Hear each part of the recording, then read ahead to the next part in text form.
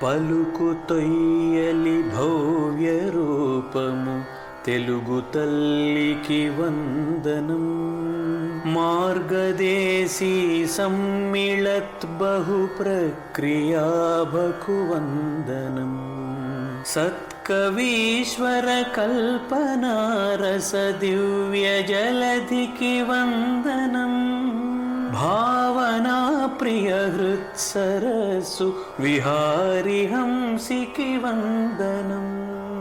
భావనా ప్రియ హృత్సరస్సు విహారి హంసికి వందనం.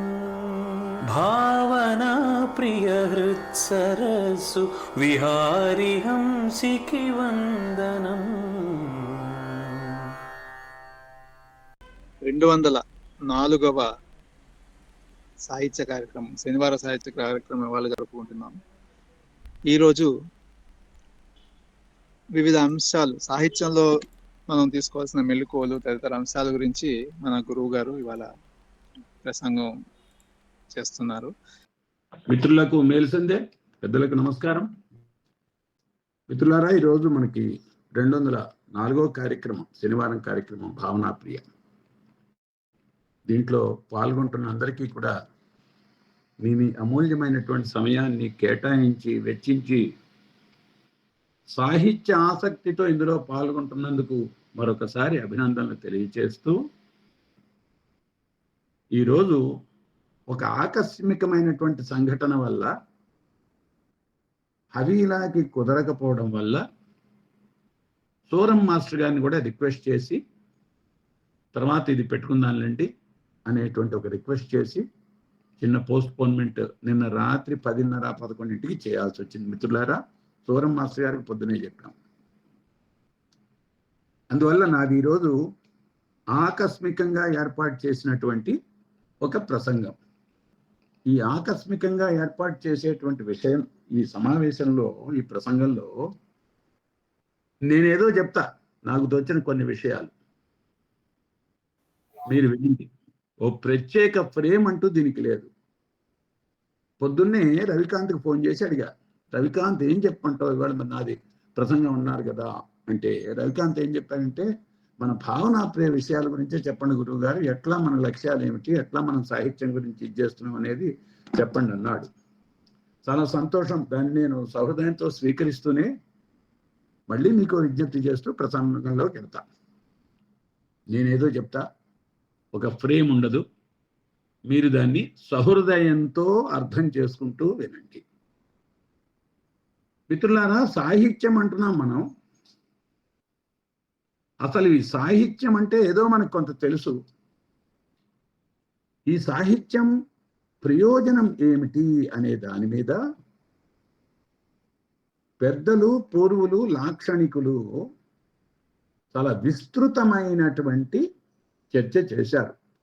రకరకాల చర్చలు జరిగిన తర్వాత పూర్వ లాక్షణికులందరికీ కూడా స్థూలంగా ఆమోదించినటువంటి 2 ప్రయోజనాలు చివరికి మిగిలాయి. అవి ఏమిటి అనేది మనందరికీ తెలుసు. అది ఒకటి ఆనందము, రెండోది హితము. సరే, హితం అన్నది ఏ శాస్త్రాల్లోనో, ఏ వేదాల్లోనో, ఏ పురాణాల్లో దొరుకుతుంది. కానీ ఈ శాస్త్రాల్లో, వేదాల్లో, పురాణాల్లో ఆనందం అనేది దొరకదే.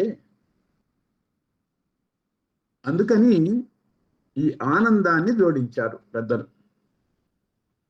ఈ ఆనందమే పరమ ప్రయోజనం అని కూడా ఫస్ట్ ప్రిఫరెన్స్ ఇచ్చినట్లయితే ప్రథమ ప్రాధాన్యం ఆనందానికే. ఏదో ఎమ్మెల్సీ ఎలక్షన్ చోట్లలో మనం ప్రథమ ఇది, రెండో ఇది ప్రాధాన్యం ఇస్తూ వేస్తాం ఓట్లు. అట్లాగా ప్రథమ ప్రాధాన్యం ఏదంటే ఆనందమే అన్నారు. ఎందుకు ఆనందం అన్నారు, ఎందుకు హితం అనలేదు ప్రథమ ప్రాధాన్యంలో అంటే, మనిషి కష్టజీవి. మనం పూర్వకాలంలోకి వెళ్ళిపోవాలి. మనము ప్రాచీన కాలానికి వెళ్ళిపోవాలి. వెళితే మనిషి అంతా తన పంట తను పండించుకోవాలి, శ్రమ చేయాలి, తన జీవనం తాను శ్రమ చేయాలి, తన జీవనం సాగించడానికి శ్రమ చేయాలి, లేదా వేటాడాలి, లేదా వ్యవసాయం చేయాలి, చేపలు పట్టాలి. ఇదే కనుక మనిషికి ఒక కలిగినటువంటి మానసికమైన శారీరకమైనటువంటి ఒక కష్టాన్ని తొలగించి ఆయన ఇంటికి వచ్చేసరికి సమూహంలో కలిసేసరికి ఆ సమూహంతో కలిసి ఆటపాటలు ఆడాలి, పాడాలి. సాయంకాలం వేళ ఇంటికి వచ్చేసరికి వాడికి ఒక ఆనందం కావాలి, ఒక విశ్రాంతి కావాలి, విశ్రాంతితో కూడిన ఆనందం కావాలి. అక్కడ వస్తే వాడిని కూర్చోబెట్టి ఆ చెమటలు కారుతుంటే వాడిని కూర్చోబెట్టి నీతులు ఊదర కొడితే ఏం లాభం? నీతులు ఊదర కొడితే వాడు వాటికి వెగటుగా తీసుకుని వ్యతిరేకమయ్యే ప్రమాదం కూడా ఉంది. అందుకే ఆనందం ఉండాలి, కానీ ఆనందంలో కొంత హితం కూడా ఉండాలి, ఉపదేశం ఉండాలి, సందేశం ఉండాలి అని ఒక నిర్ణయం చేశారు. కళల పరమ ప్రయోజనం అంతా కూడా ఈ హితము ఆనందమే. ఆనందంతో పాటు హితం ఉండాలి, హితంతో పాటుగా ఆనందం ఉండాలి. అందుకే మనం ఇప్పుడు ఆనంద సంధాయకమైనటువంటి కళలు, సంగీత సాహిత్యాలు ఇవి కీలక స్థానాన్ని ఆక్రమిస్తున్నాయి. కళలో ఈ సంగీత సాహిత్యాల్లో ఈ ఆనందము హితము అనేటువంటి వాటిని రంగరించి మన సంస్కృతి, మన సంప్రదాయము, మానవీయ లక్షణాలు, మానవీయ గుణాలు, మానవ జాతి అనుసరించాల్సినటువంటి నీతులు, ధర్మాలు మొదలైనటువంటివి అన్నిటినీ కూడా ఒక పూలదండలో గుచ్చినట్లుగా ఒక సమాహారంలా తయారు చేశారు. వాటి స్వరూపాలే ప్రాచీన కళారూపాలైనటువంటి హరికథ, బుర్రకథ, ఒగ్గు కథ, ఇలా ఏదైనా తీసుకోండి, మొదలైనటువంటి ప్రాచీన కళలు. ఈ కళలన్నిటికీ కూడా ప్రాణభూతమైనటువంటి సంగీతము, సాహిత్యం. ఈ సాహిత్యము మనిషిని చైతన్యపరుస్తుంది, సంగీతం ద్వారా ఆనందం కలుగుతుంది. ఈ రెండు ప్రయోజనాలు ఇట్లా సాధించారు. మానవ జీవనం ఐహికము, ఆముష్మికము అని ఈ రెండిటితోటే ముడిపడి ఉంటుంది. ప్రాచీన కాలం నుంచి కూడా మన పూర్వులు నమ్మినటువంటి విశ్వాసాలు. ఈ రెండు లక్ష్యాలు మానవ జీవనానికి. ఒకటి ఐహికము, రెండు ఆముష్మికము.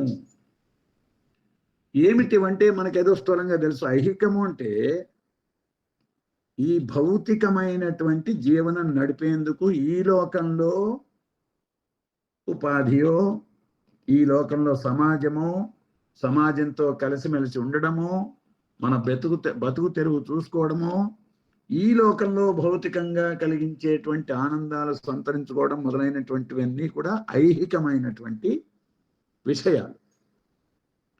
అయితే మన వాళ్ళు ప్రాచీనులు, పూర్వులు ఒక విషయం నమ్ముతూ వచ్చారు. ఆముష్మికం అని ఒకటి ఉంది అన్నారు. ఏమిటి ఆముష్మికం అంటే మన ఈ భౌతికానికి అందనిది, చక్షువులకు గోచరించనిది అయినటువంటి వేరే ఏదో ఒక లోకం ఉన్నది. ఐహికం అనేది అందరికీ కూడా వైయక్తికంగా సాగుతూ ఉంటుంది. ఇది కేవలం ఇహలోకానికి సంబంధించింది. కానీ పరలోకం అని ఒకటి ఉంటుంది. అన్ని మతాలు నమ్ముతాయి, దాదాపు అన్ని నమ్ముతాయి, అన్ని మతాలు నమ్ముతాయి, ప్రధాన మతాలు. ఈ ఇహలోకానికి సంబంధించినటువంటి వాటిల్లో మానవుడికి కష్టాలు, బాధలు, దుఃఖాలు, శ్రమలు, ఆర్తి, వీటితో పాటుగా సంతోషం, సుఖం, ఇలా ఎన్నో మిక్స్డ్గా ఉంటుందండి. మిశ్రమంగా మానవుడి జీవితం కలిసిపోతూ మనకు కనపడుతూనే ఉంటాయి. అవి కలివిడిగా ఉన్నప్పుడు సంఘంతోనూ ఉంటాయి, వ్యక్తులుగా ఉన్నప్పుడు మనుషులుగా కూడా విడివిడిగా ఉంటాయి. ఇవన్నీ కూడా అందరికీ సమానం. మరి ఆముష్మికం అనేది కనపడేది కాదు, భౌతిక అనుభవాలకు లొంగేది కాదు. దీనికి ఆత్మతో ఏదో పెనవేసుకుని ఉంటుంది. అది ఈ ఆత్మతో పెనవేత ఉంటుంది. దానికి కాబట్టి ఈ ఆత్మతో పనివేసుకున్నటువంటి ఆముష్మికమైనటువంటి అనేటువంటి ఒక ధర్మము ఎవరి ఆత్మకి వాళ్ళకి వేరే, ఎవరి జన్మకు వాళ్ళకి వేరే, ఎవరికి వారికి విడిగా ఉంటూ ఉంటుంది. ఓ చిన్న ఉదాహరణ చెప్తా చూడండి.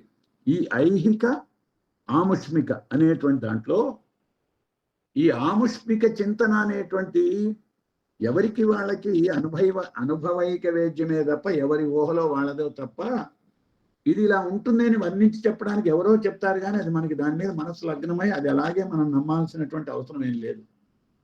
ఎవరి ఆత్మిక అనుబంధం, ఎవరి ఆత్మిక అనుభవము వారిది, ఎవరి ఆత్మిక ఆనందం కూడా వారిది. మిత్రులారా, ఒక చిన్న విషయం చెప్తా ఉదాహరణగా. అల వైకుంఠపురంబులో నగరిలో ఆమూల సౌధంబుదాపల అంటూ వర్ణించాడు పోతన. ఇది ఒక అద్భుతమైనటువంటి పద్యం. ఈ పద్యంలో ఏం చెప్తాడు? ఆపన్న ప్రపన్నుండు విఫల నాగేంద్రము పాహి పాహి అనకు జాలించి సంరంభి అంట. ఈ ఆపన్న ప్రపన్నుడు మనందరికీ కూడా దృగ్గోచరుడు కాదు, మన కంటికి కనిపించేవాడు కాదు. మరి ఎవరికి కనపడ్డాడంటే ఈ పద్యం రాస్తున్నప్పుడు ఈ ఆనంద డోలికలో, ఈ ధారలో మనకేమనిపిస్తుందంటే పోతనకేదో ఈ ఆపన్న ప్రపన్నుడు కనిపించాడు రా అని మనకు అనిపిస్తుంది. కనిపించాడో లేదో మనకి తెలియదు, ఆయన ఎక్కడ చెప్పరా నాకు కనపడ్డాడని. కాబట్టి పోతనకి కళ్ళ ముందు కనపడినట్టుగా ఉన్నదేదో ఆయన కళ్ళ ముందు ఉన్నాడు, హృదయంలో ఉన్నాడు కాబట్టి వర్ణించగలిగాడు. మరి మనకెట్లా కనపడాలి?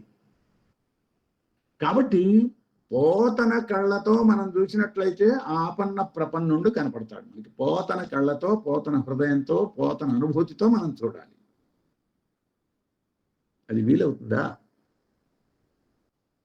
అది వీలవుతుందా అంటే అది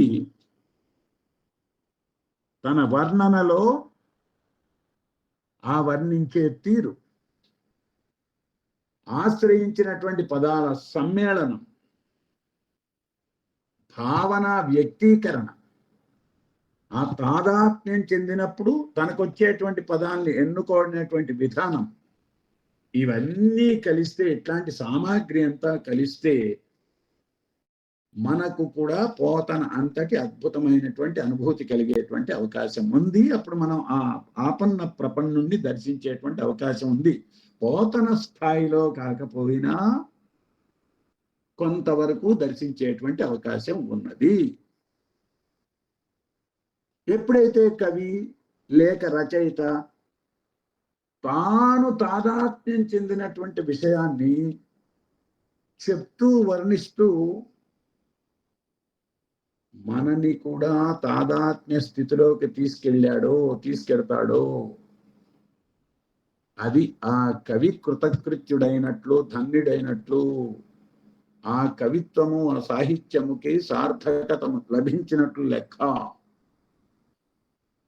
ఎప్పుడైతే తను అనుకున్నటువంటి రసలోకంలోకి కవి లేదా గాయకుడు మనని ఒక సమాన తాదాత్మ్యంలోకి తీసుకెళ్ళక మనం ఇహలోకంలోనే ఉండిపోయినట్లయితే, అది చదువుతున్నా కానీ ఆ క్షణంలో కవి ఎక్కడో ఆపన్న ప్రపన్నుండు అంటున్నాడు, అలా వైకుంఠం అంటున్నాడు, మనము ఇహలోకంలో విహరిస్తూ ఉన్నాము. అంటే మనకి సమానమైనటువంటి అనుభూతి కలగలేదు అంటే అక్కడ కవి కృతకృత్యుడు కానట్టు లెక్క. ఆ కృతకృత్యుడు కాకపోవడంలో భావం పరిపక్వం చెందదో, వ్రాత పరిపక్వం చెందదో, వర్ణన చేసినటువంటి రీతి తీరు పరిపక్వం చెందదో, లేతే పదాల యొక్క సమ్మేళనం ఏదో ఫిజిక్స్ లో కెమిస్ట్రీలో ఉంటాయి కదా, లెక్కలో A+B ఉంటుంది కదా, లేకపోతే కెమిస్ట్రీ ఫిజిక్స్ లో ఏదో కలిస్తే ఏదో పుడుతుంది కదా. ఇట్లాగా ఈ సమ్మేళనాల్లో ఎక్కడో లోపం ఉన్నప్పుడు కవితో సమానమైనటువంటి అనుభూతి కానీ తాదాత్మ్యం కానీ మనకు కలుగదు, పాఠకుడికి కలుగదు. మిత్రులారా, నగుమోము గనలేని నా జాలి తెలిసి నగుమో ఓము గనలేని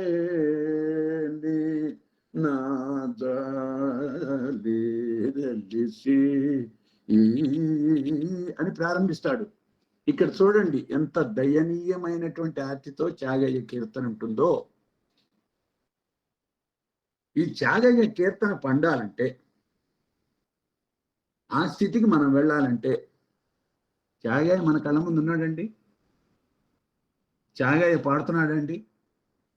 త్యాగయ్య గారు ఏదో రచించి ఏదో సంగీతం కూర్చి వెళ్ళిపోయాడు. మరి ఆ తాదాత్మ్యం మనకి కలగాలంటే మధ్యలో మనకి అనుసంధానంగా ఉండేటువంటి గాయకుడు గానం చేసినప్పుడు ఆ సంగీత సాహిత్య సమ్మేళనంతో మనకి ఒక తాదాత్మ్యం కలుగుతుంది. ఆ సంగీత సాహిత్యాలకి ఆ శక్తి ఉంది. కగరాజు నీయానతి వినివేగచనలేదు.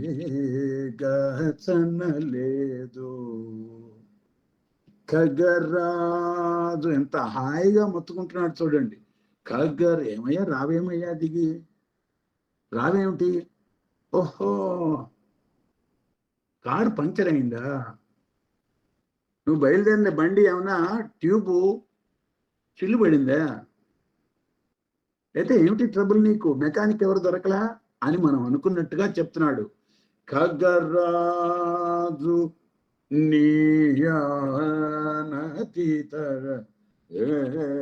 గచనలేదు తీర్లాయనికి. మరి ఏమన్నాడు ఖగరాజు? గగనానికి ఇలకు బహుదూరం బనినాడో.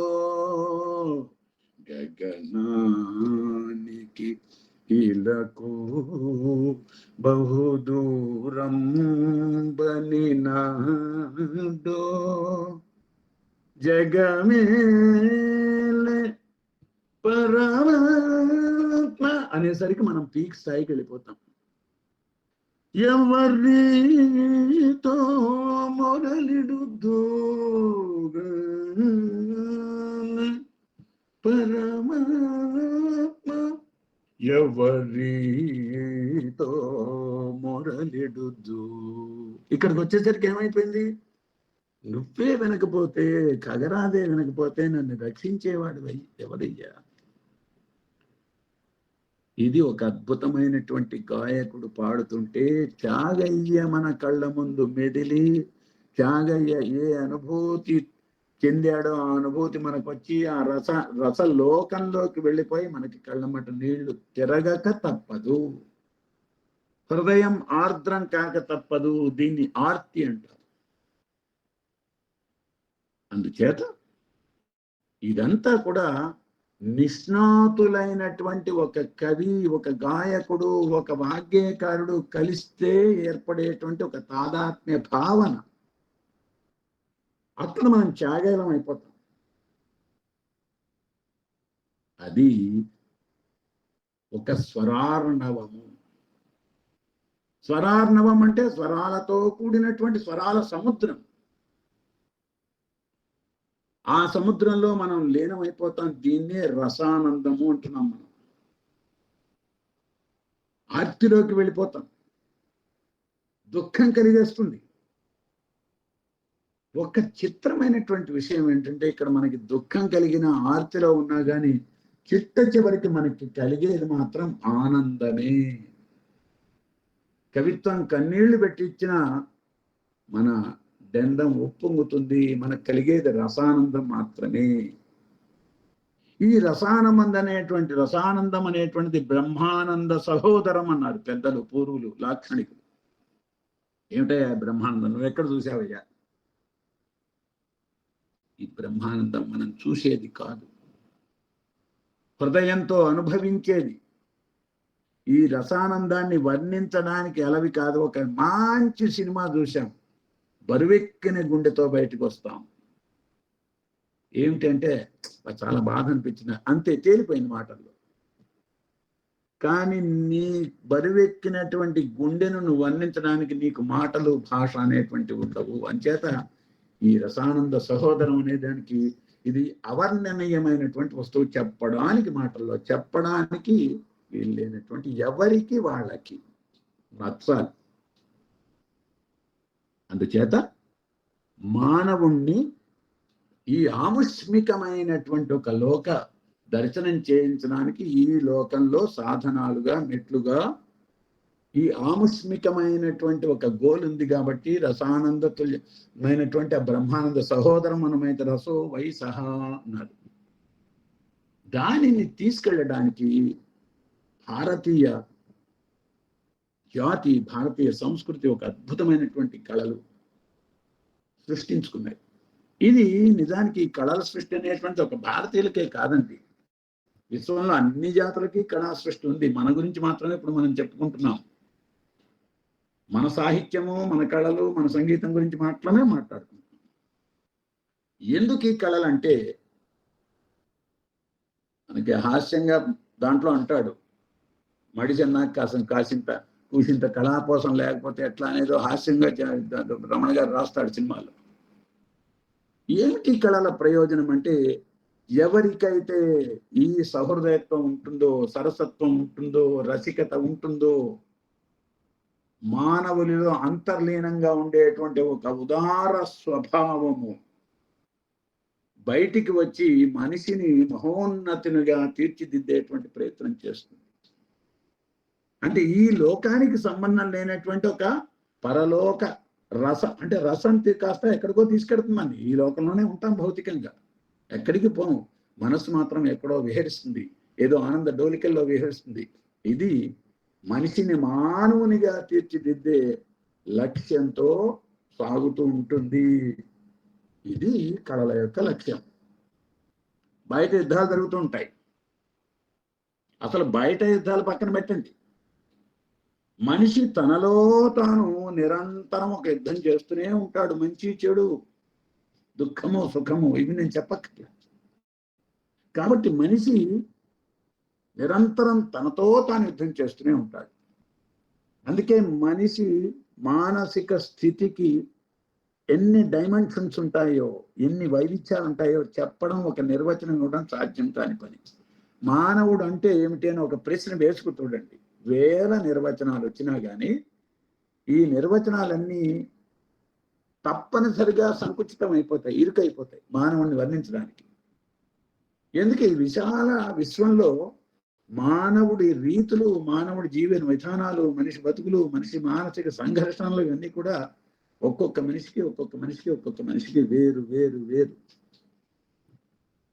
కాబట్టి శాంతిని తొలగించి శాంతిని కలిగించడానికి ఈ సమాజాన్ని ప్రసన్నంగా ఉంచడం కోసం ఈ కళల అన్నిటినీ కూడా తీర్చిదిద్ది వాటికి కొన్ని లక్షణాలు ఏర్పరిచారు.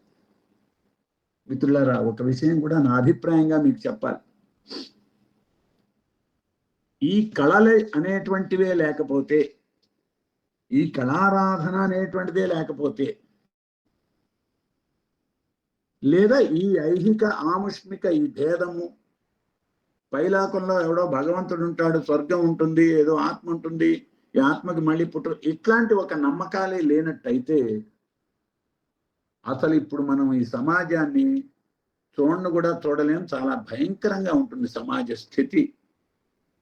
అందుచేత ఈ కళలు మానవుని ఆనందింపజేసేటువంటి, శమింపజేసేటువంటి కళలు, లేదా భారతీయులు పూర్తిగా నమ్ముతూ వచ్చినటువంటి వేరే లోకం ఉండేటువంటి ఒక భావన, ఇవన్నీ కూడా కొంతలో కొంత మన సమాజాన్ని అలా పట్టి ఉంచి మనిషిని మనిషిగా ఉంచేటువంటి ప్రయత్నం చేస్తున్నాయి. భామహుడు అనేటువంటి ఒక పెద్ద లాక్షణికుడు, పూర్వ లాక్షణికుడు, పెద్ద అంటే ఒడ్డు పొడుగు పెద్ద కాదు, ప్రసిద్ధుడైనటువంటి ఒక లాక్షణికుడు. ధర్మార్థ కామ మోక్షేషు వైచక్షణ్యం కళాసుచ కరోతి కీర్తిం ప్రీతిం సాధు కావ్య నిసేవనం అంటాడు. ధర్మార్థ కామమోక్షాలు అనేటువంటి చతుర్విధ పురుషాల్ని సాధించడంలో లేదా కీర్తి ఆనందం మొదలైనటువంటివి కలిగించడం అనేటువంటివే కావ్య ప్రయోజనాలు అన్నాడండి. చూసారు, అంత విలువైనటువంటి మాట చెప్పాడు. అసలు మనిషి జీవనంలో 4 ఉంటాయి, ధర్మార్థ కామ మోక్షాలు. సరే, ఇంకేమన్నా కానీ ఈ 4 ప్రధానంగా ఉండాలని చెప్పి మన పూర్వులంతా కూడా చెప్పారు. మనిషి ఎప్పుడు కూడా కీర్తి కోరుకుంటాడు. కీర్తి అంటే మంచి కీర్తి, చెడ్డ కీర్తి అనేది ఉండదు. అసలు కీర్తి అంటేనే మంచిది. కీర్తించబడేది కీర్తి, కీర్తనం చేయబడేది కీర్తి. కీర్తిని మనం పాడుకుంటే కీర్తనం అవుతుంది, ఆనందం. ఇవి కావ్య ప్రయోజనాలు. కాబట్టి సాహిత్యానికి ఈ ధర్మార్థ కామ మోక్షాలను సాధించేటువంటి, అంటే మోక్షానికి చివరి తురీయం అని నమ్ముతాం మనం. మోక్షం అనేటువంటి సాధించే దిశగా తీసుకెళ్ళాలి. ఒక కీర్తిని కలిగించాలి, కవికి చదివేటువంటి వాళ్ళకి ఆనందం కలిగించాలి. కావ్యే యశసే అర్థకృతే వ్యవహార విదే శివేతర క్షతయే సజ్జ పరనివృతయే కాంతా సన్నితతయా ఉపదేశ యుజే అని మమ్మటుడు అనేటువంటి మరొక లాక్షణికుడు చెప్పాడు. కావ్యం వల్ల, సాహిత్యం వల్ల ఇన్ని ప్రయోజనాలు ఉంటాయి అని చెప్పాడు. ఏమిటని చెప్పింది? కావ్యం వలన యశస్సు లభిస్తుంది, కవికి అర్థలాభం కలుగుతుంది. కవికే కాదు, ఒక్కొక్క సందర్భంలో చదువుకున్న వాళ్ళకి, పాండిత్యం సంపాదించుకున్న వాళ్ళకి కూడా వస్తుంది. ఏదో నేను ఇంటర్వ్యూకి వెళ్ళాను, 4 పద్యాలు బట్టి దాని వివరణ చెప్పేస్తే నాకు ఉద్యోగం వచ్చేస్తుంది. కాబట్టి అర్థలాభం అనేది కవికే కాదు, కవితో పాటు చాలా మందికి దక్కచ్చు కూడా. వ్యవహార దక్షత ఉంటుంది, లభిస్తుంది, దక్కుతుంది అన్నారు. లోకంలో ఎలా జీవించాలి, ఎలా సమాజాన్ని నిర్మించుకోవాలి, ఎలా మానవులతో సంబంధాలు నెరపాలి మొదలైనటువంటి అంతా కూడా సాహిత్యం ద్వారానే. దాన్నే మనం వ్యవహార దక్షత అంటాం. తర్వాత అమంగళం పరిహారం అవుతుంది అని కూడా చెప్పాడు. శివేతరక్షతయే అన్నాడు. శివం అంటే శుభం, శివేతరం అంటే అమంగళం. అమంగళాన్ని నాశనం చేస్తుంది, పోగొడుతుంది, అప్పటికప్పుడు ఒక ఆనందాన్ని కలగజేస్తుంది. నేను ఇందాక ఒక చిన్న ఉదాహరణలో స్పృశించా. అలా వైకుంఠపురం లేకపోతే జగమేలే గగం అనేసరికి 5 నిమిషాలు ఆ కీర్తన పాడేటప్పుడు మనం దాంట్లో లీనమైపోతాం. ఒక అద్భుతమైనటువంటి ఎవరో గాయకుడు గానం చేస్తున్నప్పుడు కాబట్టి అప్పటికప్పుడు ఒక ఆనందాన్ని కలగజేస్తుంది. అది కొంతసేపు మనకు ఉండిపోతుంది కూడా, రిలీఫ్ వస్తుంది. చివరిగా ఉపదేశ యుజే అన్నాడు. అంటే అది ఉపదేశయుతంగా ఉండాలి అన్నాడు. ఇది మమ్మటుడు అనేటువంటి లాక్షణికుడు చెప్పినటువంటి విషయం. అయితే దేనికి ఎక్కువ ప్రాధాన్యం ఇవ్వాలి అన్నప్పుడు వేదాలు, శాస్త్రాలు, పురాణాలు, కావ్యాలు మొదలైనటువంటి మనకు పూర్వం నుంచి వస్తున్నటువంటి మన నమ్మకం ఇది. వేదాలు అనేటువంటిది మన విశ్వాసం, మన సంప్రదాయం, మన సంస్కృతిలో ప్రధాన భాగాలు. ఈ వేదాల తర్వాత శాస్త్రాలు, శాస్త్రాల తర్వాత కావ్యాలు. మరి దేనికి ఎక్కువ ప్రాధాన్యం అనేటువంటి చర్చ వచ్చినప్పుడు కొంతమంది ఏమన్నారంటే ఉపదేశమే ప్రాధాన్యము. మానవుడు హాయిగా సమాజంలో జీవించాలంటే సందేశమే ప్రధానం ఉన్నారు. అంటే కొంతమంది వెంటనే దాన్ని ఖండించారు. ఏమయ్యా, వేదాల్లో కూడా ఉపదేశాలును సందేశాలే ఉన్నాయి కదా, శాస్త్రాలు అవే కదా, శాస్త్రాల్లో కూడా అదే కదా. వ్యాకరణంలో నీకు ఆనందం ఏం కలుగుతుంది? ఉదాహరణ వ్యాకరణం ఉంది కదా. శాస్త్రాలన్నీ కూడా, ఇవన్నీ కూడా ఆనందం అనేటువంటిది ఆ వేదాల్లోనూ శాస్త్రాల్లోనూ లేదు. కాబట్టి కావ్యానికి ప్రధానంగా ఆనందమే ప్రధానంగా ఉండాలి లక్ష్యము. మరి ఆనందం ఒకటే ఉన్నట్టయితే విత్తరవిడి వర్ణంలో ఇదంటే అందరితో పాటుగా అంతర్లీనంగా తప్పనిసరిగా సందేశం ఉండాలి. కాబట్టి ఆ వేదాలు, శాస్త్రాలు చెయ్యలేని ఒక ఆనందాన్ని పంచడం అనేటువంటిది, తాదాత్మ్యాన్ని సాధించడం అన్నది ఈ కావ్యం సాధించాలి. అందుకే కాంతా సమ్మితతయా అన్నాడు మమ్మటుడు. అంటే ప్రియకాంత దగ్గర చేరి ముద్దు ముద్దుగా లాలిస్తూ బొద్దగిస్తూ హితం చెప్పినట్లుగా చెప్పాలి అన్నాడు. ఇక్కడ ఒక తమాషా ఉందండి, చిన్నది, కొంచెం చెప్పాలి. శాస్త్రం ఎప్పుడు కూడా అందరికీ ఒకటేనండి. సాహిత్యము కావ్యం అట్లా కాదు, చిన్న తేడా ఉంది. ఎలాగండి అంటే చిన్న ఉదాహరణ చెప్పి ముందుకెళ్తాం. శాస్త్రం గణితం ఉందనుకోండి, ఉదాహరణకి 5 × 5 ఎంత? ఒక 25. ఇది ప్రపంచంలో ఏ మనిషికైనా 25. గమనించండి, మారదు. 5 × 5 = 25. ప్రపంచంలో ఏ మానవుడికైనా, విశ్వంలో ఏ మానవుడికైనా మారదు. శాస్త్రం అనేటువంటి సూత్రం మారదు. ఫిజిక్స్ తీసుకోండి, కెమిస్ట్రీ తీసుకోండి, నాకు ఆ ఈక్వేషన్స్ తెలియవు, కానీ ఏదో ఆక్సిజన్ అది ఏదో కలిస్తే నీరు వస్తుంది, ఏదో ఉంది కదా మీకు శాస్త్రం, అది మారదు ఎక్కడ కూడా, ఎవరికి మారదు. కాబట్టి శాస్త్రం అనేటువంటిది విశ్వ మానవులకి అందరికీ కూడా ఒకటే ఉంటుంది. కానీ కావ్యము సాహిత్యం అలా కాదండి. ఓ చిన్న ఉదాహరణ చెప్తా. నాకు అందమైన అమ్మాయి నచ్చింది, బ్రాకెట్లో అది అవకరంగా ఉన్న ఎదుటివాడికి, నాకు నచ్చిందే రంభ. తెలుసు కదా అందరికీ, మీకు నాకు నచ్చిందే రంభ అనుకుంటా నేను. అంటే విధాయకంగా 5 × 5 = 25 అన్నట్టుగా నాకు ఈ అమ్మాయి నచ్చింది కాబట్టి నేను ఈ అమ్మాయిని పెళ్లి చేసుకుంటా కాబట్టి మీరంతా కూడా ఇదే అమ్మాయిని పెళ్లి చేసుకోవాలంటే ఎంత అవివేకమైనటువంటి మాటో. సాహిత్యంలో, కావ్యంలో, మానసిక సంబంధమైనటువంటి అనుభూతిలో మనుషులంతా కూడా ఒకే రకంగా ఆలోచించాలి, ఒకే రకంగా ఉండాలి అనుకోవడం అనేటువంటి చాలా అవివేకమైనటువంటి చర్య. నా అనుభూతి వేరు, నా అనుభవం వేరు. అందుకే లోకోహ భిన్న రుచి అనేటువంటి నానుడు వచ్చింది. ఇక్కడ అందరూ ఒకలాగా ఉండటం అనేటువంటి సాధ్యం కాదు. ఇది భావనా సంబంధమైనటువంటిది. ఇది చాలా ఇంపార్టెంట్. అంచేత భావనల నుంచి పుట్టినటువంటి ఒక సాహిత్యము అందరికీ ఒకేలాగా ఉండాలి. ఆ పిల్ల లేదా కవిత్వము, ఆ వర్ణనం అనేటువంటిది ఒక శాసనం చేయటం అనేటువంటిది వీలు కాని పని. కనుక పెద్దలు చెప్పిన దాంట్లో కావ్యం అనేటువంటిది, సాహిత్యం అనేది ఆనంద నిశ్చందంగా ఉండాలి. ఈ కల్పన, భావన అనేటువంటివి లోకంలో అందరికీ ఒకే విధంగా ఉండాలని, ఒకే రకంగా ఉండాలని ఏమీ లేదు. చతుర్విధ ఫలదాలు అనుకుంటే అది వేద పఠనం, శాస్త్ర పఠనం వల్ల కలుగుతుంది కావచ్చు, వాటి వల్ల కలుగుతుంది. కానీ అవి సామాన్యులకు అందుబాటులో ఉండవు. ఇది కీలకం. మరి అయితే శాస్త్రాలు, వేదాలే ఉంచుకోవచ్చు కదా అనే పాయింట్ రావచ్చు, ఎవరికైనా ప్రశ్న రావచ్చు. కానీ అవి ఎవరైతే తమ జీవితంలో కొంతకాలాన్ని వెచ్చించి, కొన్నేళ్లు వెచ్చించి, గురు శుశ్రూష చేసి, డొక్క శుద్ధి ఉండి అన్నీ కుదిరి నేర్చుకున్నటువంటి వాళ్ళకి మాత్రమే ఆ వేదమో శాస్త్రమో ఏదో అందుతాయి. కానీ సామాన్యులకి ఆ వేదాలు, శాస్త్రాలు అందుబాటులో ఉండవు.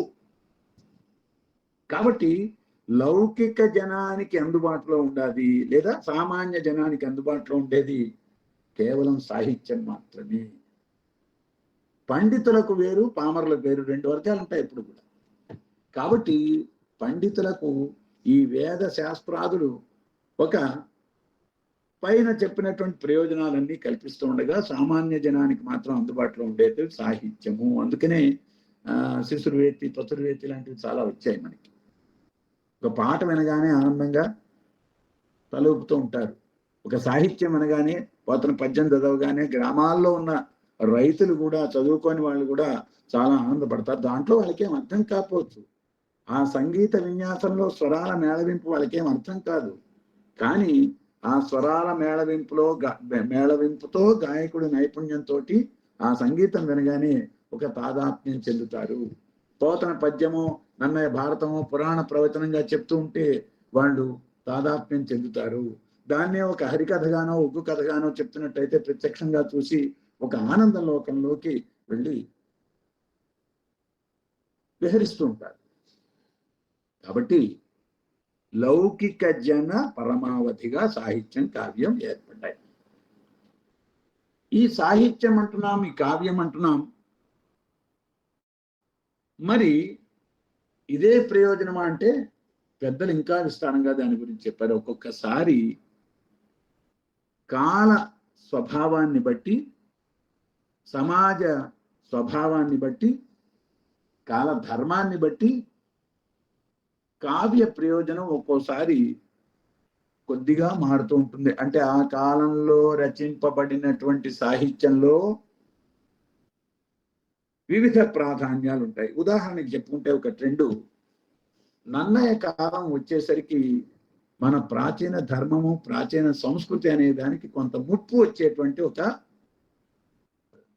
బౌద్ధ సంస్కృతి ఎక్కువగా పరిఢవిల్లుతూ మన భారతీయ సంస్కృతికి, మన వేద సంస్కృతికి, పురాతన మన ప్రాచీన వేద సంస్కృతికి ఒక వెనుకబాటు పట్టినటువంటి ఒక దశ ఏర్పడింది. అందుకని నన్నయ్య ఏం చేశాడంటే తన రాజు చెప్పిన ప్రకారము, రాజరాజు చెప్పినటువంటి ప్రకారము, సూచించిన విధంగా భారతంలో ఉండేటువంటి ధర్మాన్ని ఎంచుకొని, భారత కథను ఎంచుకొని మన భారతీయులందరినీ మళ్ళీ ధర్మ మార్గం వైపు ఉన్ముఖుల్ని చేయడం కోసం భారత రచనకు పూనుకున్నాడు. ఇదొక విషయం కాగా, ఇంకొక ఉదాహరణ చెప్పుకుంటే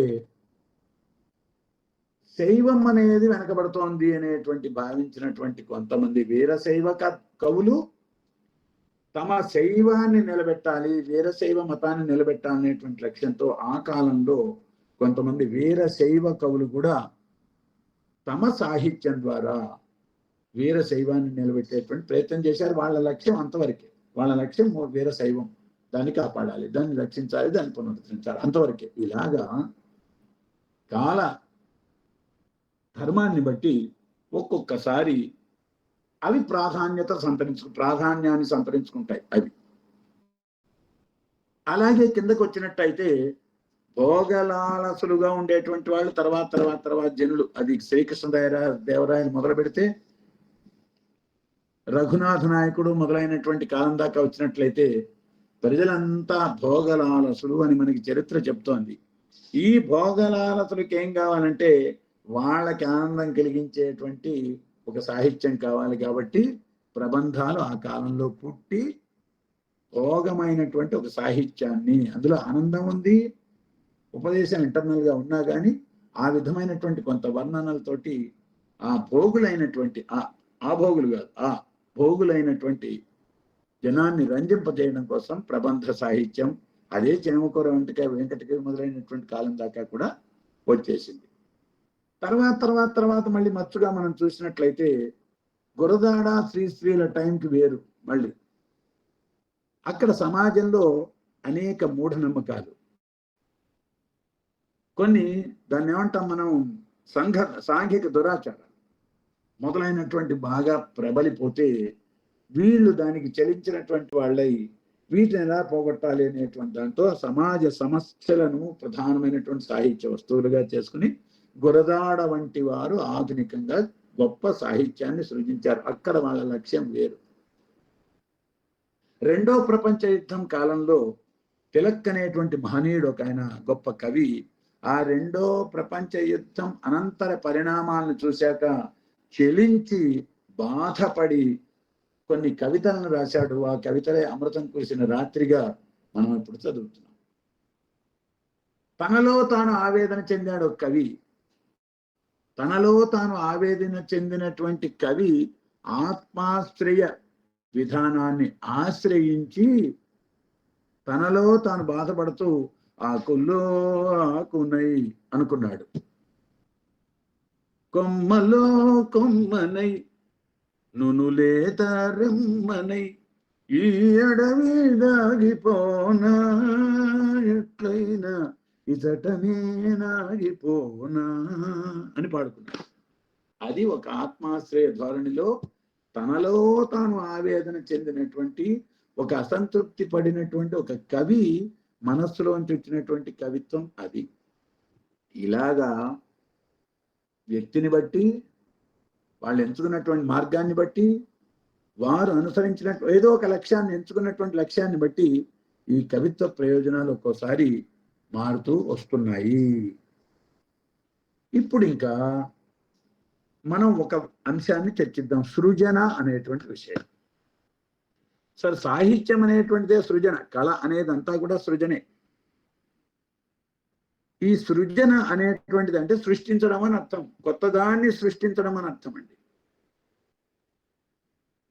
అది ప్రకృతి దత్తమైనటువంటి, లేదా భగవద్దత్తం ఉందాం, ప్రకృతి దత్తం ఉందాం, ఏదైనా అనుకుందాం, అది ఒక అద్భుతమైనటువంటి శక్తి. దీనినే ప్రతిభ అనుకుందాం. దానికి ఒక పేరు ప్రతిభ. ఈ ప్రతిభ ఎలాంటిదంటే, ఒకే పిల్లి ఆకృతిని కొందరికి ఇచ్చి గీయమన్నామండి. పిల్లి ఆకృతి, అది ఆ బొమ్మలో ఉన్నది నిజమైన పిల్లే అనిపించే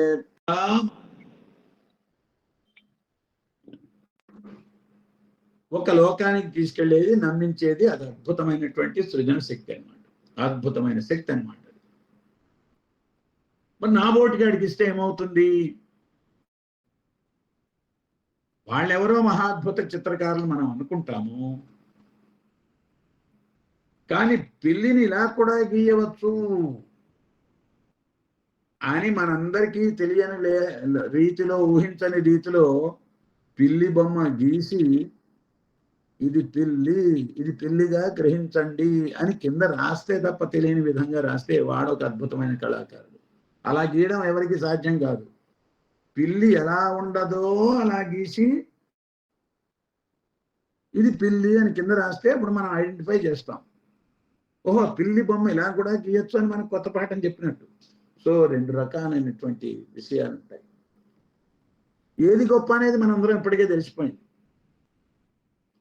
మనందరికీ తెలియని రీతిలో పిల్లి బొమ్మ గీసినటువంటి కళాకారుడు ఒకడు, అసలు ఆ చార్ట్ మీద వచ్చి, లేకపోతే శిల్పంలో వచ్చి ఆ పిల్లి కూర్చుందా అనే సజీవంగా చిత్రించిన వాడు ఒకడు. అలాగే కవిత్వం అంటూ రాసి పడేసి మనం, ఇదిగో ఇందులో కవిత్వం ఉంది మీరు వెతుక్కోండి అని చెప్పామనుకోండి, చెప్పకూడదు అట్లా. మనం ఆ కవిత్వం ఏదో పాఠకుడు చదవగానే మనకు తాదాత్మ్యం కలగాలి. పూర్వ కవులు సాధించింది ఇది అనేక కారణాల వల్ల. అధ్యయనము, పరిశీలన, ప్రతిభ మొదలైనవి గతంలో చాలాసార్లు చెప్పుకున్నాం. ఇవన్నీ మేళవించడం ద్వారా పూర్వ కవులు ఒక అద్భుతమైనటువంటి శక్తిని సాహిత్యానికి సంతరించి పెట్టారు. అంతేగాని మనం కవిత్వం రాసి మనమే చదువుకుని, బాబు దీంట్లో ఏముందంటే దీని అర్థం ఇది, మీరే తెలుసుకోండి, దీంట్లో ఈ కవిత్వం ఉంది, మీరు తెలుసుకోండి, మీరు గ్రహించుకోండి, ఇవో తెలుసుకోకపోతే మీకు చేతకాని వాళ్ళు అన్నట్టుగా మనం చేసినట్లయితే అది సాహిత్యానికి అపచారం చేసినట్టు అవుతుంది. తత్తద్వర్ణ్య రసాబ్దిలో ఓలలాడ్చే వాళ్ళ నైపుణ్యం అద్భుత సృజన శక్తి. మిత్రులారా, అసలు కళ అంటేనే అనుకరణ. కళ దేని వల్ల పండుతుందంటే అనుకరణ. ఈ అనుకరణ మనం అద్భుతంగా చేస్తే కళ పండినట్టే. ఓ చిన్న ఉదాహరణ చెప్తా, ఇందాక పిల్లి చెప్పా, పక్కన పెట్టండి. ఓ శిల్పం చూసావు, ఒక స్త్రీని అనుకరించి ఆయన చిత్రించాడు శిల్పంలో. ప్రపంచంలో ఉండేటువంటి ఒక అందం ఎట్లా ఉంటుందో ఊహించుకుని ఆయన అనుకరణగా ఒక చిత్రం గీశాడు. అలాగే సాహిత్యం కూడా అంతే. ప్రకృతిలో ఉండేటువంటి వస్తువులు, వస్తు చిత్రణలు అవన్నీ కూడా సాహిత్యంలో కనపడినట్టయితే అది కూడా ఒక విధమైనటువంటి అనుకరణనే. దాన్ని వర్ణిస్తున్నాం కదా, అది అనుకరణ. ఈ అనుకరణ అయినా కానీ అందరూ ప్రతిభావంతంగా చెయ్యలేదు. ప్రతిభావంతంగా ఉండడం అంటేనే అది జన్మతః వచ్చినటువంటి ఒక శక్తి, ఒక సామర్థ్యము అని. అది వాసనారూపంగా మనలో ఉండి తీరుతుంది. ఈ వాసనారూపంగా ఉన్న దానికి ఎవరైతే ఆ తర్వాత అంచెల్లో ఉండేటువంటి విషయాన్ని సేకరించుకుని, సామాగ్రిని సేకరించుకుని ఎదుగుతారో వాళ్ళు కవులుగా, క్రమంగా మహాకవులుగా ఎదుగుతారు. మన ఇంట్లోనే చూసుకుందాం. ఒకరు బాగా వ్రాస్తారు, ఒకళ్ళు బాగా పాడతారు, ఒకళ్ళు బాగా బొమ్మలు వేస్తారు. అసలు ఇవేవి నచ్చవు ఒకళ్ళకి. నువ్వు పాడితే కాళ్ళు విరగొడతాను అంటాడు, నువ్వు రాసావంటే చేతులు విరగొడతాను అంటాడు, నువ్వు పాడితే నేను చెవుల్లో సీసం పోసుకుంటా జాగ్రత్త అంటాడు, బొమ్మ వేస్తుంటే పెన్సిల్ లాకపోతాను, నాకు చిత్రలేఖనం అంటేనే కిట్టదని. ఇలాంటి వాళ్ళను ఆరసికులు అంటాం మనం. ఆరసికులు, వాళ్ళకి సరసత్వం లేదు, రసికత్వం లేదు. అరసికుల ముందు తన కవిత్వం వినిపించే దుర్దశ పట్టనీకమ్మా అని కాళిదాసు వేడుకున్నాడు అమ్మను. అరసికుల ముందు నా కవిత్వం వినిపించేటువంటి ఒక దుర్దశ నాకు పట్టించకు అని కాళిదాసు మొత్తుకున్నాడు. చదివే కళ్ళకు మనసుండాలి. ఆ మనసుకు, ఆ హృదయానికి స్పందించేటువంటి ఒక గుణం ఉండాలి. ఒక రసాస్వాదన హృదయం కావాలి. ఆ హృదయులు కాని వారు ఎట్లాంటి వాళ్ళు? ఆ రసాస్వాదన హృదయం అనేటువంటిది లేదు. ఉండొచ్చు కొంతమందికి. ఒకసారి ఎప్పుడో ఒక ఇన్విటేషన్ అండి సంగీత సభకి, ఒక పెద్ద ఆయన బాగా ఒక చోట, ఒక ఊళ్ళో ఇన్విటేషన్ ఇచ్చాం. వాళ్ళ నాన్నగారు చాలా సన్నిహితంగా ఉండేవారు మాతోటి, చాలా కళా ప్రోత్సాహకులు వారు, కళా పోషకులు. ఆ కొడుకు అన్నాడు, అంతకంటే ఉన్నత స్థితిలో ఉన్నాడు ఆయన. మా నాన్నగారికి అండి మాకు ఇవన్నీ ఇష్టం లేవండి, ఈ సంగీతం, సాహిత్యం, కళలన్నీ మాకు ఇష్టం లేవండి, మా నాన్నగారితో అవి అయిపోయాయండి. చాలా విసురుగా. ఇది ఎందుకు చెప్తున్నా మిత్రులారా అంటే, అలాంటి వాళ్ళ దగ్గరికి వెళ్ళకూడదు. ఇన్విటేషన్ ఇవ్వడానికి కూడా కనీసం ఏమి ఆచించక్కర్లా. అలా ఉంటారు కొంతమంది. అట్లాంటి వాళ్ళు ఎట్లాంటి వాళ్ళు అంటే, పూర్వులు చెప్పారు ఎలాంటి వాళ్ళు అంటే, స్టేజీ మీద తెర ఉంటుందా, ఆ స్టేజీ మీద రక్తి కట్టేటువంటి నాటకం వేస్తున్నా కానీ ఆ తెరకేమీ చలనం ఉండదు, తెరకేమీ స్పందన ఉండదు. ఆ స్టేజీ గుంగలు ఉంటాయా, ఆ పిల్లర్స్ అనండి, గుందలు అనండి, ఏదైనా అనండి, వాటికి ఏమీ స్పందన ఉండదు.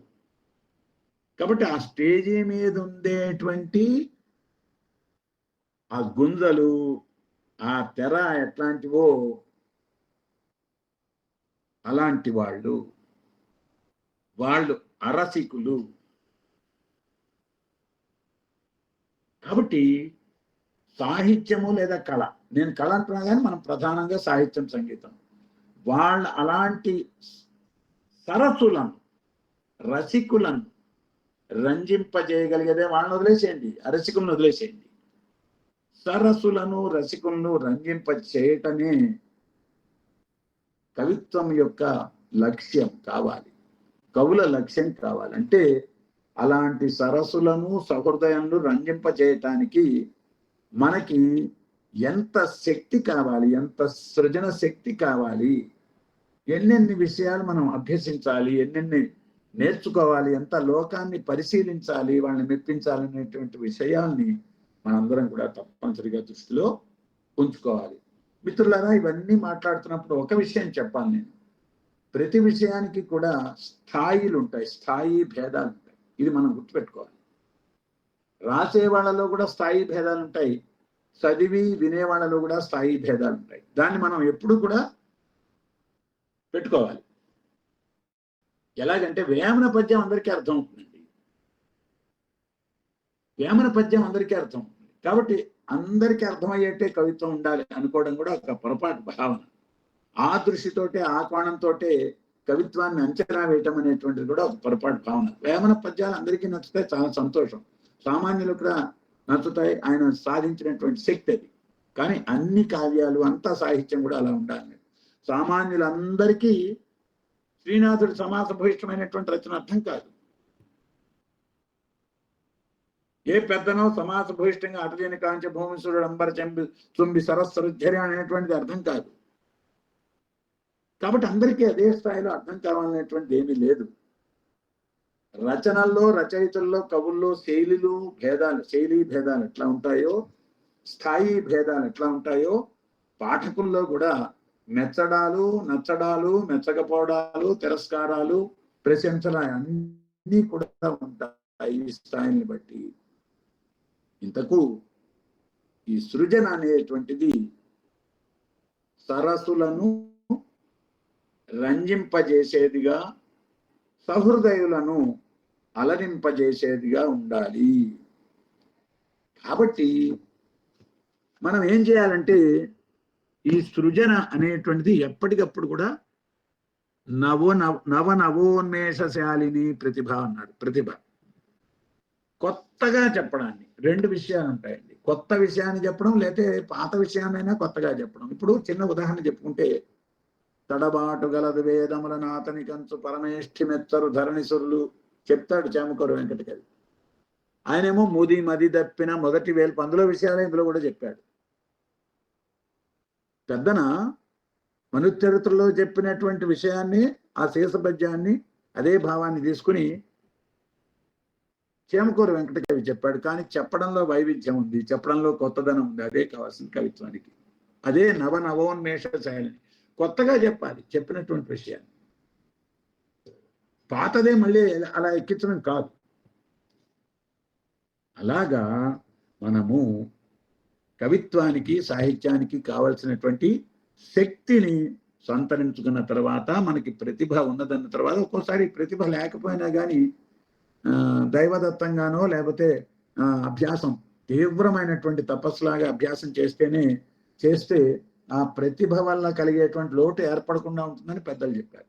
ప్రతిభ ఒకవేళ కొంత తక్కువ ఉన్నా కానీ ఒక తీవ్రమైనటువంటి ఒక సాధన చేసినట్లయితే, సద్గురువు దగ్గర నేర్చుకున్నట్లయితే, లేకపోతే ఒక దైవదత్తమైనటువంటి ఏదో కరుణో వరమో ఏదో లభించినట్లయితే మనకి ఈ ప్రతిభ వల్ల కలిగేటువంటి లోటు ఏర్పడదని చెప్పి పెద్దలు చెప్పారు. ఇంకా ఒక విషయం చెప్పాలి మీకు. పాక గుడిస దగ్గర నుంచి ప్రారంభించండి. ఎన్నున్నాయండి అక్కడి నుంచి ప్రారంభిస్తే? మేడలు, మిద్దెలు, పెద్ద పెద్ద అరుగులతో ఉండేటువంటి ఇళ్ళు, మండువా లోగిళ్ళు, భవంతులు, సౌధాలు, రాజభవంతులు, రాజమహళ్ళు, తాజ్ మహళ్ళు ఎన్నో ఉన్నాయి కదా. వీటినన్నిటినీ కూడా ఇళ్ళే అంటాం. వీటినన్నిటినీ అనేటువంటి సాధారణనామ ఇళ్ళే. కానీ ఎన్ని లక్షల మోడల్స్ ఉన్నాయో, ఎన్ని నమూనాలు ఉన్నాయో, అన్ని రకాలుగా కూడా సాహిత్యం విస్తరిస్తుంది. కానీ మిత్రులారా, ఒకటే విషయం గుర్తుపెట్టుకోవాలి, ఇవన్నీ కూడా నైపుణ్యం మీద ఆధారపడతాయి. గుడిసెలు కట్టడంలో కూడా నైపుణ్యం ఉండాలి, పాకం నిర్మించడంలో నైపుణ్యం ఉండాలి, భవంతులు నిర్మించడంలో, తాజ్మహల్ నిర్మించడంలో కూడా అద్భుతమైనటువంటి నైపుణ్యాన్ని మీద, ఆ డిజైన్ చేయటం మీద, నిర్మించడం మీద చాలా. అలాంటిదే కవిత్వం కూడా, కావ్యం రాయటం కూడా.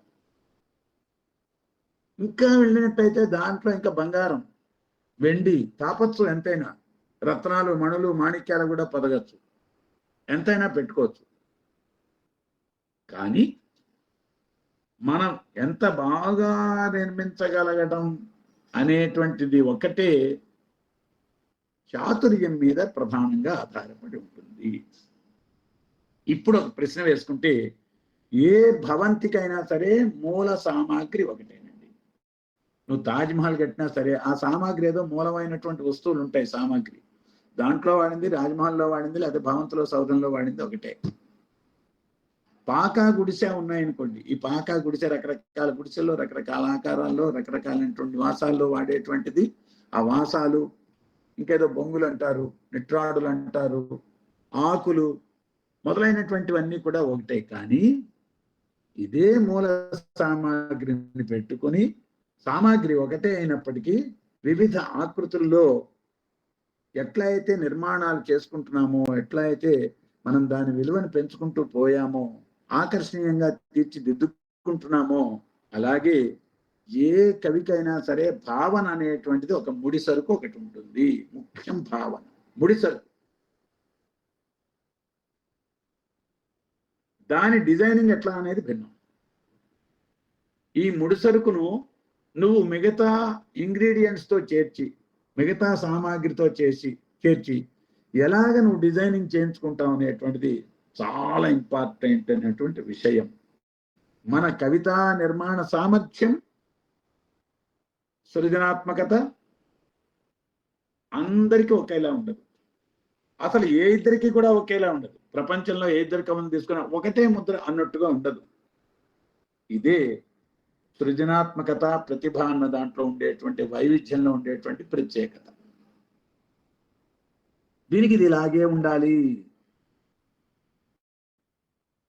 అని కొన్ని శాస్త్రాలు, కొన్ని సూత్రాలు, కొన్ని ప్రమాణాలు నిర్మించి చేయటం అసలు కుదురుతుందా? ఇందాక మనం చెప్పుకున్నాం కదా, భావనాత్మకమైనది ఇది మనిషికి భిన్నంగా ఉంటుంది. ఆలోచనాత్మకమైనది ఇది భౌతికంగా ఒక సూత్రం, శాస్త్రం చెప్పినట్టుగా ఉండదు అని చెప్పుకున్నాం కదా. అంచేత ఎప్పుడైతే మనుషులు మారుతారో, సమాజం మారుతుందో, భావాలు కూడా మారుతాయి. ఎలా చెప్తారంటే చిన్న ఉదాహరణ. ఒకే దృశ్యాన్ని మనుషులు చూసినప్పుడు స్పందనలు వేరే వేరే ఉంటాయి.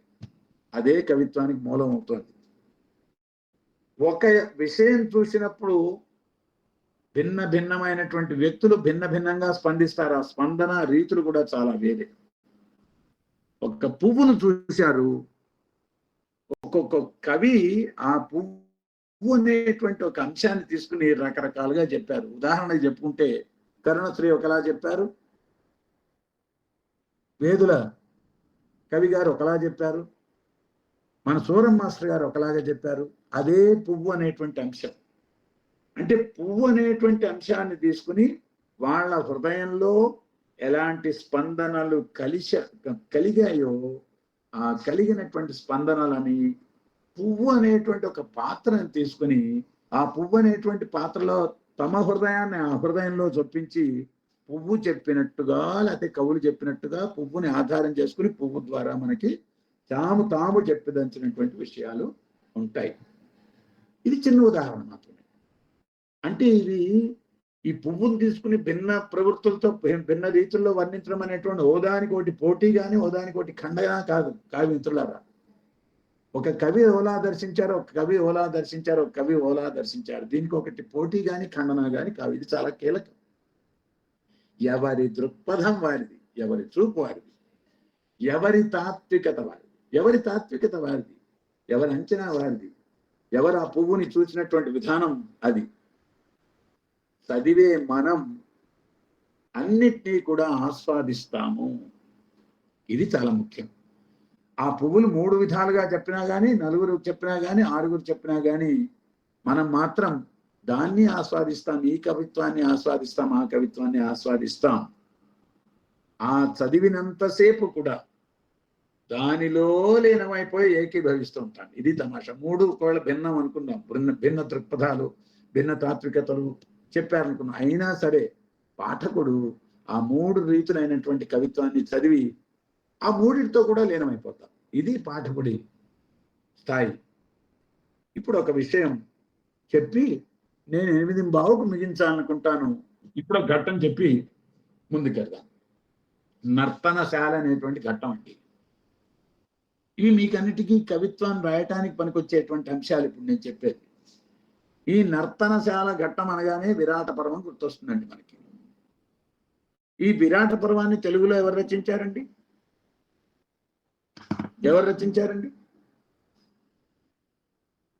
తిక్కన రచించాడు. ఈ తిక్కన రచించినట్టుగా ఈ విరాట పర్వాన్ని రచించడం ఎవ్వరికీ సాధ్యం కాని విషయం అండి. అంత ఉన్నతంగా ఆయన రాసి పడేశాడు. మీకు నిరంతరం నేను చెప్తుండేటువంటిది ఇదే. ఒక విషయాన్ని, అదే విషయాన్ని నువ్వు చెప్పాలనుకుంటే ఆ నర్తనశాల ఘట్టాన్ని ఆ విరాట పర్వ ఘట్టాన్ని నువ్వు తిక్కన కంటే బాగా చెప్పగలిగినప్పుడు మాత్రమే నీకు చరిత్రలో, సాహిత్య చరిత్రలో స్థానం ఉంటుంది. లేనంత వరకు మనది తేలిపోయి తిక్కన అనేటువంటి మహాకవి యొక్క స్థానం సుస్థిరంగా అలాగే కొనసాగుతుంది. కాబట్టి అట్లాంటి మహాకవులు రాసినటువంటి విషయాలను మనం చదువుకుని దాని ద్వారా మనం మార్గదర్శనం అనేటువంటి దాన్ని ఒకటి అవలంబించుకోవాలి, నేర్చుకోవాలి. ఎలా రాశారు, నైపుణ్యం, భాష ఎట్లా వాడారు, భావాన్ని ఎట్లా పండించారు, ఎక్స్ప్రెషన్ అంటే వ్యక్తీకరణ పద్ధతి ఎలా ఉంది అనేటువంటి. మిత్రులారా, నేను కొన్ని విషయాల్ని కంక్లూడ్ చేస్తూ చెప్పినట్టయితే, ముగిస్తూ చెప్పినట్టయితే, కవిత్వానికి మూల లక్షణాలు అనేటువంటివి కొన్ని ఉంటాయి. నువ్వు చెక్కేటువంటి పద్ధతులు ఎంత నైపుణ్యంతో అయినా ఉండొచ్చు, కానీ ఈ మూల లక్షణాలు అనేటువంటివి మారరాదు. ఇల్లు నిర్మించాలంటే సామాగ్రి ఒకటే అని ఇందాక ఎట్లా చెప్పుకున్నామో, అదే సామాగ్రితో వైవిధ్యభరితమైనటువంటి భవంతులు, సౌధాలు, మేడలు ఎట్లా కట్టామో, అలాగే వాసాలు, ఆకులతో ఏ విధంగా అయితే మనం పాకలో, గుడిసెలో వివిధ రూపాల్లో నిర్మించుకున్నామో, అట్లాగే కవి శక్తి ఎక్కడ ఉంటుందంటే, కవి గొప్పతనం ఎక్కడ ఉంటుంది, అదే మూల సామాగ్రిని మనం ఉపయోగించుకుంటూ అద్భుతమైనటువంటి కవిత్వాన్ని సృజన చేయడంలోనే కవి శక్తి ఉంటుంది. మిత్రులారా, ఇష్టం వచ్చినట్టు రాసుకోవచ్చు కదా అనేటువంటి ప్రశ్నకి ఇష్టం వచ్చినట్టు రాసుకోవచ్చు, దానికి ఏమి స్కేల్స్ అవసరం లేదు, ఏమీ పాటించాల్సిన అవసరం కూడా లేదు. ఎవరో ఏదో శాస్త్రం చెప్పారు కాబట్టి ఆ శాస్త్ర ప్రకారమే నిర్దేశించినట్టుగానే రాయాలనేటువంటి ఒక నిర్ణయం ఏం లేదు. నువ్వు అంతకంటే అతీతమైనటువంటి శక్తిని సాధించినప్పుడు, శక్తిని సాధించినప్పుడు, నీతోటి లోకాన్ని లాక్కుపోయేటప్పుడు, నీతోని ఆ ప్రపంచాన్ని తీసుకుపోగలిగినప్పుడు ఆ శక్తి నీకు ఉండాలి. కాబట్టి సర్వజన ఆమోదయోగ్యం కావాలండి, పండిత ఆమోదం కూడా కావాలండి. ఈ సర్వజనులు ఆమోదించడం, రంజింపజేయడం, పండితులు ఆమోదించడం అనేటువంటివి ప్రధానంగా మనం కవిత్వ సృజన చేసినట్లయితే ఆ కవిత్వము కాలాలకు నిలుస్తుంది, ఆ కవిత్వము రాణిస్తుంది, ఆ కవిత్వము రంజింపజేస్తుంది. అందుచేత ఈ కవిత్వ నిర్మాణంలో, సాహిత్య నిర్మాణంలో ప్రధానమైనటువంటి మూల సూత్రాలను విస్మరించకుండా మన శక్తి సామర్థ్యాలను ఎంత పెంచుకుంటే అంత పెంచుకుంటూ, దానికి చాలా కారణాలై, అది పెద్దలు ఇదివరకు మనం చెప్పుకున్నాము, సద్గురువు లభించడం, విపరీతమైనటువంటి అధ్యయనం చేయటం, కావ్యాలను అధ్యయనం చేయటం, అభ్యాసం చేయటం మొదలైనటువంటివి మనం ఎప్పుడైతే చేస్తామో అది ఆ కావ్యము, ఆ కవిత్వం పండుతుంది. అంతేగాని పనిగట్టు కూర్చుని ఇక్కడ ఈ అలంకారం పడాలి, ఇక్కడ ఈ విధంగానే వర్ణించాలి, ఇక్కడ ఈ సమాసం పడి తీరాలి మొదలైనటువంటి నిర్ణయం చేసుకుని కవిత్వం రాయటం అనేటువంటిది మిక్కిలి అశాస్త్రీయము. పట్టుబట్టి వ్రాస్తే ఎలా ఉంటుందో, లేదా అలవోకగా నా పదాలు పడిపోయి సమాసాలు పడిపోతే అద్భుతమైనటువంటి పెద్ద కవులకు ఎట్లా పడతాయో మనమే తెలుసు. పట్టి రాయడం అనేటువంటిది అది కుంటినట్టే ఉంటుందన్నమాట. ఒక చిన్న ఉదాహరణ చెప్పి నేను ముగిస్తాను. పట్టె మంచం అల్లుతున్నాం, అది నవారుతో అల్లినప్పుడు నవారు నేత, నులక మంచంతో అల్లినప్పుడు నులక నేత, రాజసౌధంలో ఉండేటువంటి ఒక హంసతూలిక తల్పాన్ని చేసినప్పుడు దానికి వాడేటువంటి మెటీరియల్ వేరు, దాని మీద వేసేటువంటి పరుపు వేరు. నేను నవారు మంచంలో తీసుకొచ్చి ఓ పట్టు చీరను మధ్యలో అల్లుతాను అంటే అది అందవిహీనంగా ఉంటుంది. ఓ నులక మంచంలో అల్లుతూ నేను ఇక్కడ పట్టుతాళ్ళు మధ్యలో వేస్తాను బాగా కలర్ఫుల్గా ఉండడానికి అని వేస్తే చాలా అందవిహీనంగా ఉంటుంది. కాబట్టి ఏ మంచాన్ని మనం నిర్మాణం చేస్తున్నప్పుడు ఏ మంచానికి తగినటువంటి మెటీరియల్ ఆ మంచానికే ఉంటుంది. ఇలాగే కవిత్వం కూడా ఉంటుంది. అనవసరమైనటువంటి అలంకారాలు, వ్యర్థమైనటువంటి అలంకారాలు, లేని చోట అనవసరమైనటువంటి వర్ణనలు, సందర్భానికి తగనటువంటి వర్ణనలు మొదలైనటువంటివి చేయటం అనేటువంటిది అది మంచి కవిత్వంగా రాణించదు. అటువంటి కవిత్వం శాశ్వతంగా కూడా నిలబడదు. కనుక మిత్రులారా, మనమంతా కూడా భావనా ప్రియులమైనటువంటి మనమంతా కూడా కవిత్వ రంగాన్ని అధ్యయనం చేస్తున్నటువంటి మనమంతా కూడా మనము ఈ ప్రధానమైనటువంటి విషయాన్ని దృష్టిలో పెట్టుకుని మన కవిత్వాన్ని లేకపోతే మన సాహిత్యాన్ని లేకపోతే మనం రాస్తున్నటువంటి రాతలు ఏదైనా, అది కథ కానీ పద్యం కానీ నాని కానీ నానో కానీ ఏదైనా అనండి, పర్వాలేదు, వ్యాసం కానీ కథ కానీ కథానిక కానీ, దీన్ని ఈ మౌలికమైనటువంటి లక్షణాలను దృష్టిలో పెట్టుకుని కవిత్వ సృజన చేయాలని కోరుకుంటూ, నేను అనుకోకుండా నిన్న రాత్రి ఏర్పడినటువంటి దీనివల్ల ఈ ఒక్క రోజులో నేను ఒక గంట సేపు మీతో ఈ విషయాన్ని పంచుకోగలిగేటువంటి ముచ్చటించగలిగేటువంటి అవకాశం ఇచ్చినటువంటి మన భావనా ప్రియులందరికీ కూడా ధన్యవాదాలు తెలియజేస్తూ, పెద్దలున్నారు, నేను చెప్పిన దాంట్లో ఏమైనా ఒక తప్పులు ఉన్నట్టయితే దాన్ని మినహాయించుకుని ఏదైనా ఒకటి రెండు మంచి విషయాలు ఉన్నట్టయితే వాటిని సహృదయంతో స్వీకరించాల్సిందిగా, పెద్ద మనసుతో స్వీకరించాల్సిందిగా కోరుకుంటూ నేను సెలవు తీసుకుంటున్నాను. అందరికీ నమస్కారం. ధన్యవాదాలు గురువు గారు. పలుకు తొయ్యలి భవ్య రూపము తెలుగు తల్లికి వందనం. మార్గదేశీ సమ్మిళత్ బహు ప్రక్రియాభకు వందనం. సత్కవీశ్వర కల్పనారస దివ్య జలధికి వందనం. భావనా ప్రియ హృత్సరసు విహారి హంసికి వందనం. భావనా ప్రియ హృత్సరసు విహారి హంసికి వందనం. భావనా ప్రియ హృత్సరసు విహారి హంసికి వందనం.